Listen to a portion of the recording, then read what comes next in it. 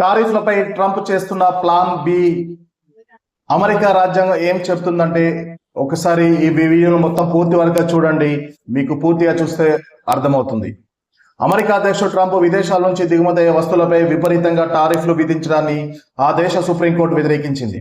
Trump second term ruling లో America first నినాదంతో అంతర్జాతీయ వాణిజ్య రంగంలో సంచలనమైన నిర్ణయాలు తీసుకుంటున్నారు. ఆయన ప్రకటించిన సవరించిన సుంకాల విధానం ప్రపంచ ఆర్థిక వ్యవస్థపై చర్చకు దారితీసింది.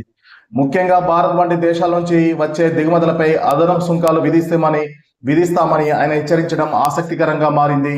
ఫిబ్రవరి 20న అమెరికా న్యాయస్థానం ట్రంప్ కు సుంకాలు విధించే అధికారం లేదని తేల్చెప్పింది.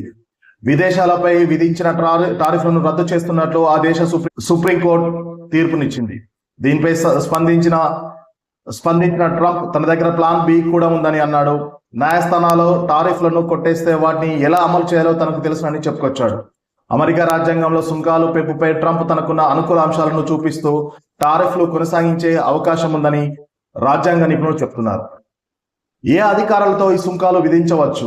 ఒక్కసారి మనం అమెరికా రాజ్యాంగంలోని సెక్షన్లను ఒక్కసారి చూద్దాం.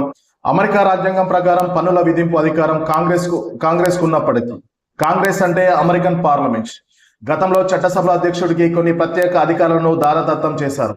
వాటిని ఉపయోగించి ట్రంప్ ఈ నిర్ణయాలు తీసుకోవచ్చు. ముఖ్యంగా సెక్షన్ 122 అమెరికా చెల్లింపుల శేషం లోటును తగ్గించడానికి అధ్యక్షుడు గరిష్టంగా 150 రోజుల పాటు 15% వరకు తాత్కాలిక సుంకాలు విధించవచ్చు. సెక్షన్ 301 ఏదైనా దేశం అమెరికా పట్ల అన్యాయమైన వాణిజ్య విధానాలను అనుసరిస్తున్నట్లు భావిస్తే అధ్యక్షుడు దర్యాప్తు జరిపి ఆ దేశ ఉత్పత్తులపై భారీగా పెనాల్టీలు లేదా సుంకాలను విధించవచ్చు. గతంలో చైనాపై ట్రంప్ ఇదే చట్టాన్ని ప్రయోగించారు. సెక్షన్ 232 జాతీయ భద్రతకు ముప్పు ఉందని భావిస్తే విదేశీ వస్తువులపై నియంత్రణ విధించే అధికారం అధ్యక్షుడికి ఉంటుంది.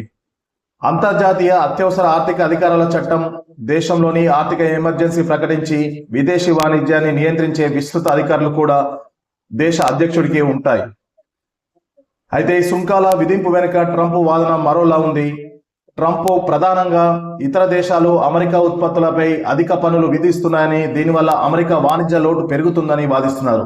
ముఖ్యంగా భారత్ ను టారిఫ్ కింగ్ అని సంబోధిస్తూ ప్రస్తావించారు. ట్రంప్ అమెరికా నుంచి వెళ్లే వస్తువులపై 100% వరకు సుంకాలు విధిస్తున్న దేశాలకు తాము కూడా అదే స్థాయిలో ప్రతీకార సుంకాలు విధిస్తామని స్పష్టం చేశారు.